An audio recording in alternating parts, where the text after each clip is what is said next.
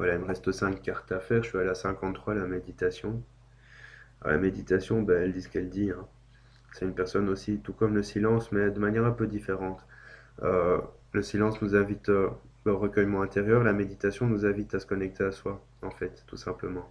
Se connecter à notre âme, notre être profond, se connecter à notre corps aussi, à notre incarnation.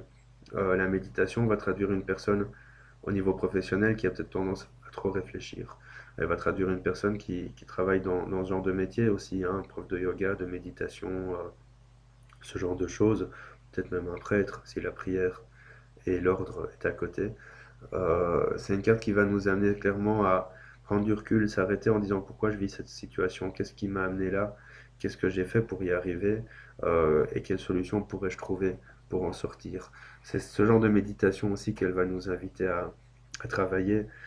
C'est une carte très positive, on va dire, parce que finalement, la méditation, quand je regarde la carte comme ça face à moi, je vois les oreilles de Batman, mais c'est pas grave.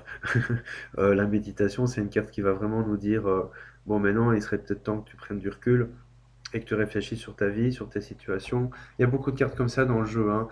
C'est pas anodin, c'est parce que de temps à autre, on va dire, sur deux, trois tirages, il y a plus de possibilités que ce genre de cartes sortent s'il y en a plusieurs qui traduisent la même chose, d'une manière ou d'une autre, que s'il n'y en avait qu'une dans le jeu finalement. Parce que finalement, c'est une chose importante dans la vie, la méditation. Alors moi, je médite pas forcément tel qu'on peut s'imaginer. Il y a des méditations que je fais simplement en écoutant de la musique, en fermant les yeux et en me laissant imprégner de la musique. C'est de la méditation. On est dans la musique, on est avec la musique, on est en résonance et on vide son esprit. On peut être en méditation en observant une magnifique fleur, un magnifique ciel. C'est pas forcément de se mettre en lotus avec les mains sur les genoux et d'essayer de se vider les pensées. Et la méditation, il y a millions de... J'ai envie de dire, il y a une forme de méditation par personne. Chacun doit trouver la sienne. Et c'est ce que cette carte va nous appeler à faire aussi. Trouver la meilleure piste pour nous pour essayer de vider son esprit un petit peu, sortir les poubelles, comme on dit, et essayer d'arrêter de se torturer surtout. Alors, il y a des gens qui font ça par l'artistique, il y a des gens qui font ça par la musique, il y a des gens qui font ça par la vraie méditation en montagne. Enfin, il y a vraiment des millions de sortes de méditation. Pardon, pardon, pardon. Et à toi de trouver la tienne. Voilà, c'est ce que cette carte va exprimer. Elle va exprimer une âme qui a déjà beaucoup médité dans d'autres incarnations, qui a peut-être même enseigné la méditation, qui a fait souvent des retraites de méditation.